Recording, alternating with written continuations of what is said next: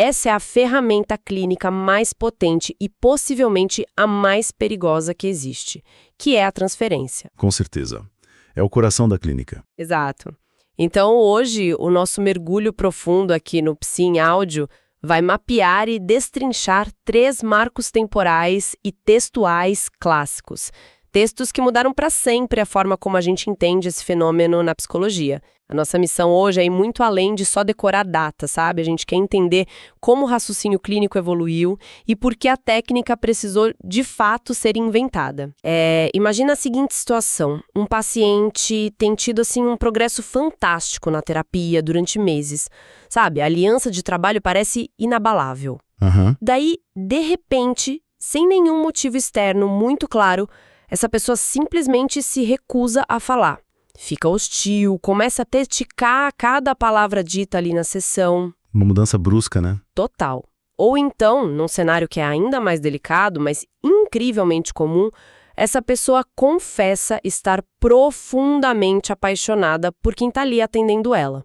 E olha, isso não é roteiro de novela. E é fascinante perceber isso. Porque a história da clínica não é uma linha reta, assim, cheia de certezas absolutas.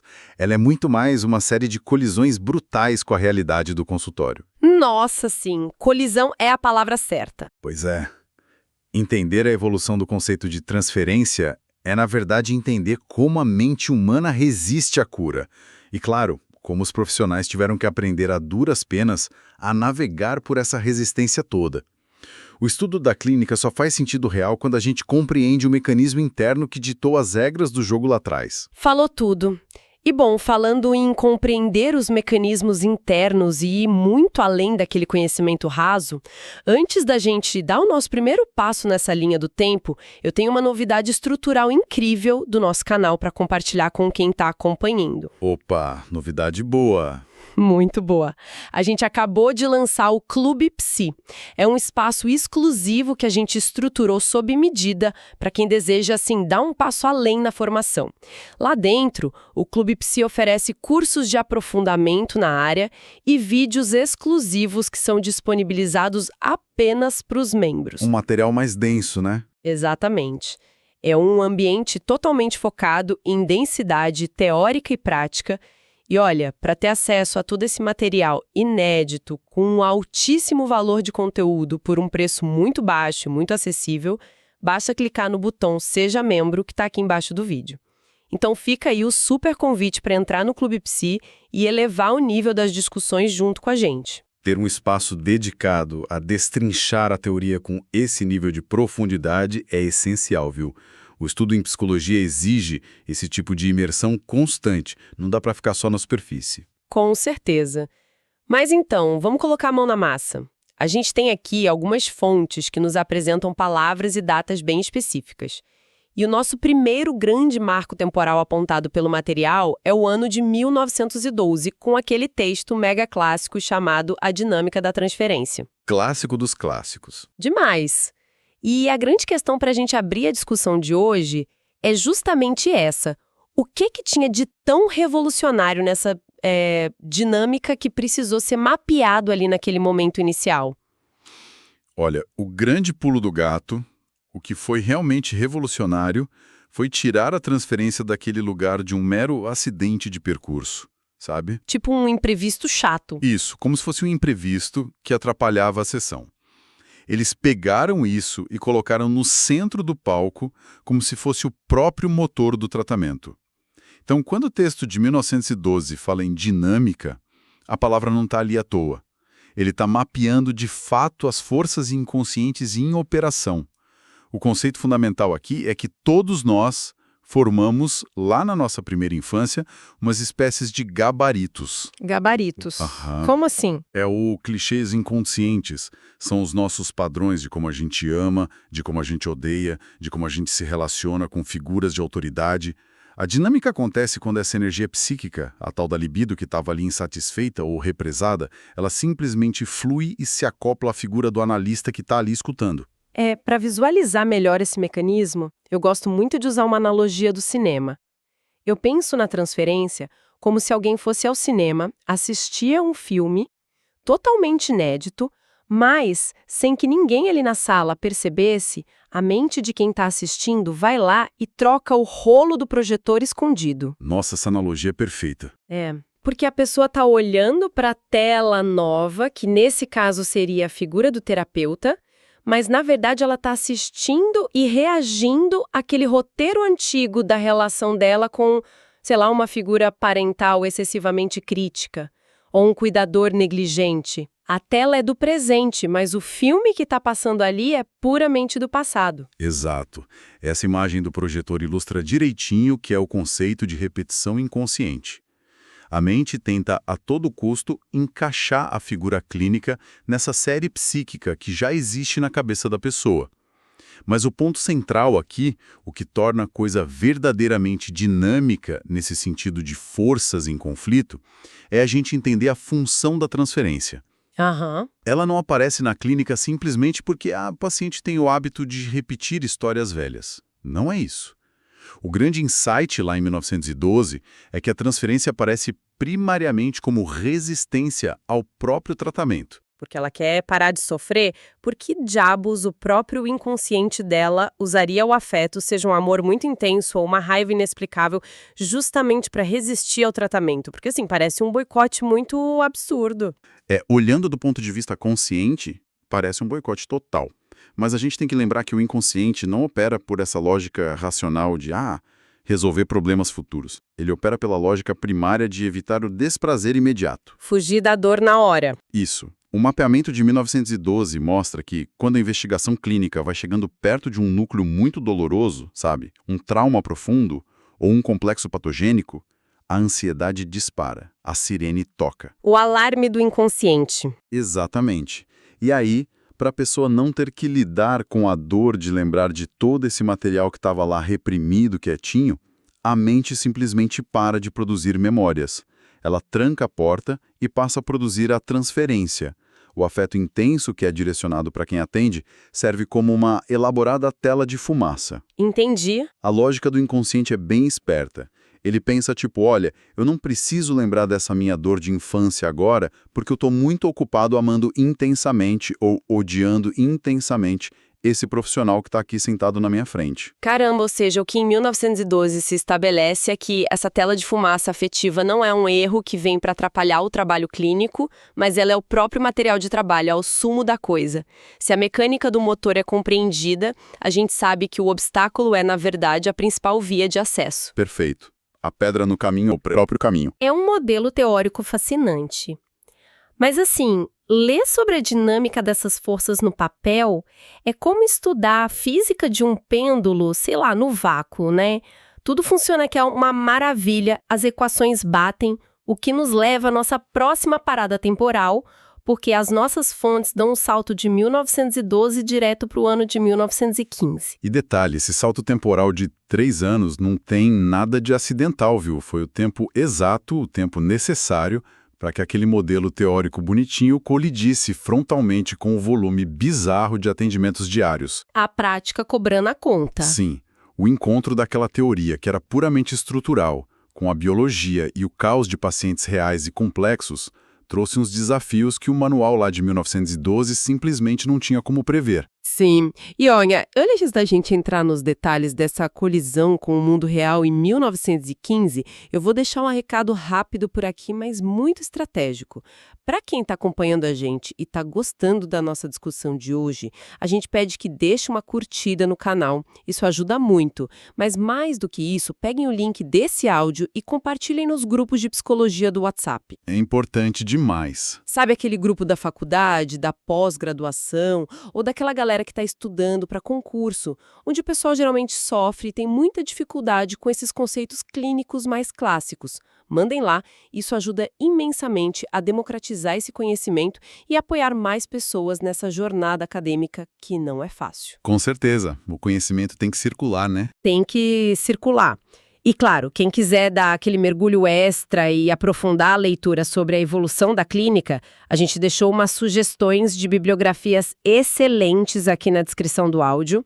E reforço o convite daquele nosso anúncio no começo. Não deixem de clicar em Seja Membro para entrar no Clube Psi e ter acesso a todos os cursos e vídeos exclusivos de aprofundamento. A gente está esperando vocês lá. É isso aí. E, bom, voltando para a nossa linha do tempo e para o caos da prática. A palavra exata que as nossas fontes destacam para 1915 é muito crucial. Observações. O título, Observações sobre o Amor Transferencial, sinaliza uma verdadeira guinada metodológica na área. Uma mudança de postura total, né? A gente sai daquela prancheta teórica de desenho lá de 1912 e vai direto para a pesquisa de campo empírica. Exatamente. A grande questão que a clínica impôs naquele momento foi, tá bom, a gente sabe da teoria, mas como essa dinâmica de resistência se manifesta no comportamento real, físico, da pessoa ali na sala de atendimento? E, pelo que a história conta pra gente, a manifestação real costumava ser um verdadeiro caos nos consultórios da época.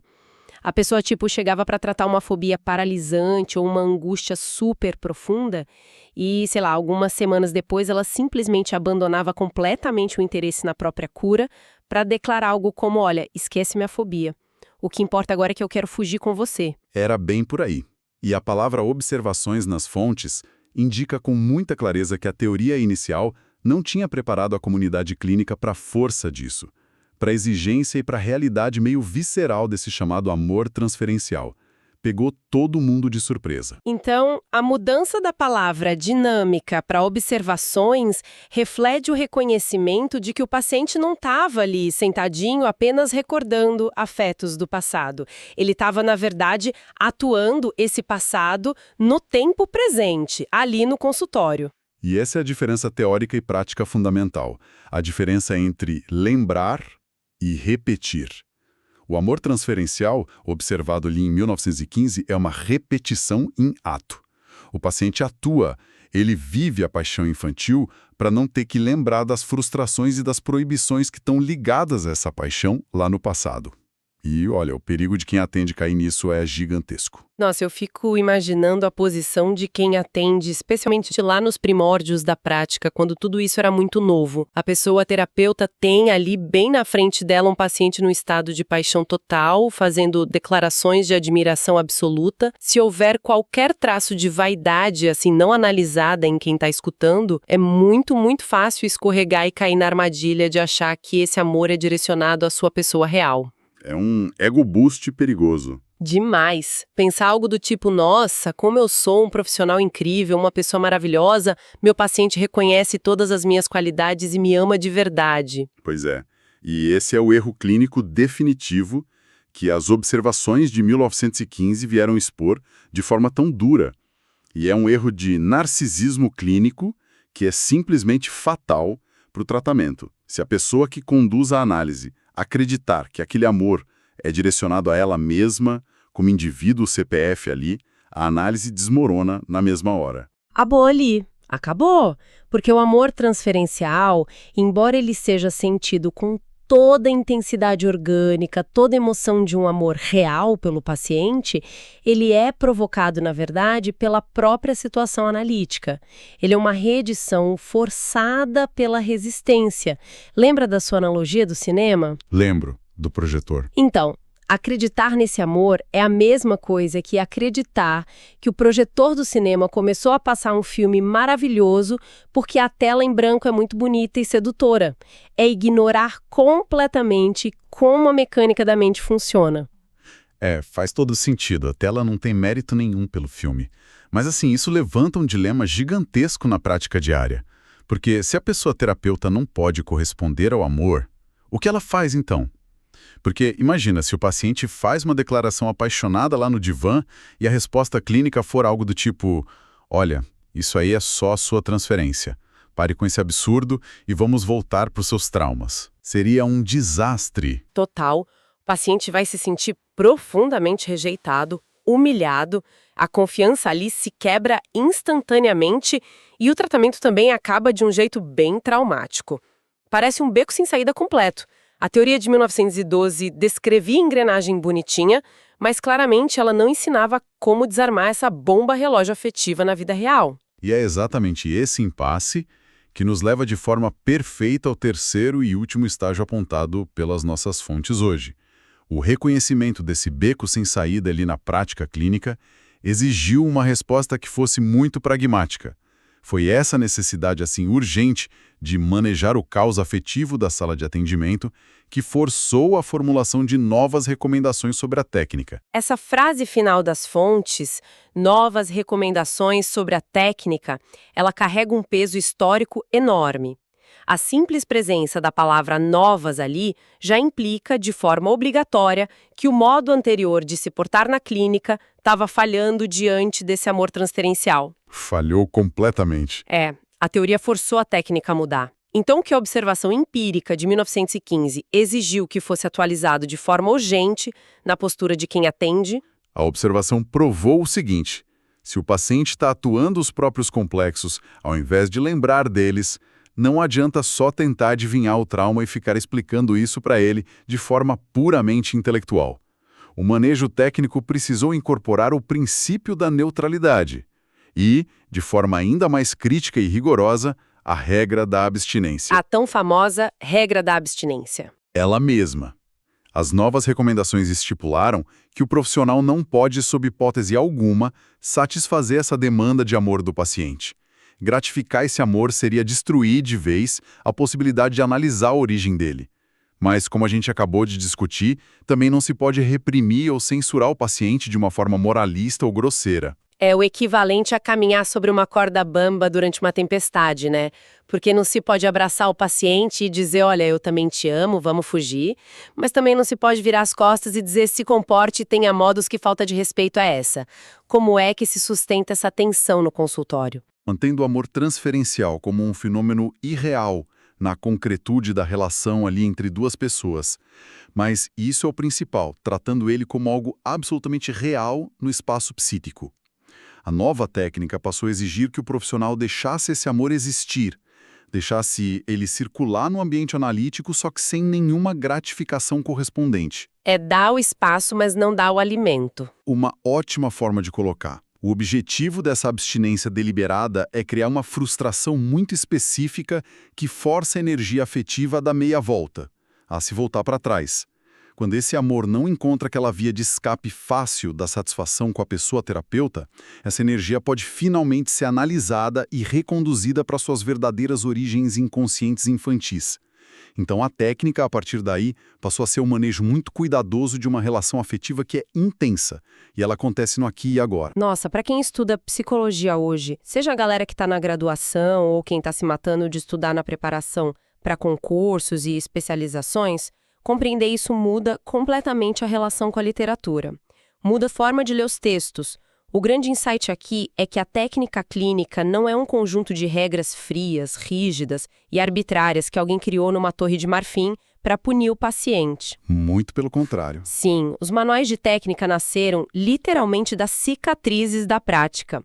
Profissionais erraram feio, pacientes atuaram o amor, análises entraram em colapso, e essas novas recomendações foram sendo forjadas como ferramentas de sobrevivência mesmo, e de direcionamento ético diante desses impasses que são absolutamente reais e acontecem todo dia. A técnica respira, ela é um organismo super vivo. E ter essa clareza histórica traz como consequência direta uma clareza teórica muito mais profunda. Apropriar-se dessa linha evolutiva é o que difere a pessoa que apenas decora conceitos ali na véspera para uma prova de múltipla escolha, daquele profissional que realmente raciocina a clínica de verdade e entende a função de cada regra de enquadre. Com certeza. Então, pessoal, vamos fazer um apanhado geral e bem didático de tudo que a gente construiu junto até este momento. Porque organizar esse mapa mental facilita muito a vida acadêmica e profissional de qualquer um. Nossa jornada de hoje começou lá em 1912 com a dinâmica da transferência. E esse é o momento que marca a estruturação da teoria, onde se estabelece que os afetos do passado são projetados no presente, primariamente como uma forma de resistência para evitar a dor de lembrar. Isso aí. E logo em seguida a gente foi a campo, em 1915, com as observações que foi aquela constatação empírica e até meio assustadora para a época de que a transferência toma conta de todo o comportamento do paciente ali na sessão, se manifestando frequentemente como um amor intenso e super exigente que repete o passado em vez de só elaborar ele em palavras. Exato. E a gente culmina, por fim, nas novas recomendações sobre a técnica, que é a resposta inevitável a esse desafio gigante. A estruturação da neutralidade e da abstinência para garantir que esse amor atuado não seja gratificado nem rejeitado oralmente, mas sim contido e analisado para revelar de verdade os traumas inconscientes. Então a gente tem a teoria, o empirismo prático e, finalmente, a evolução da técnica. Maravilha!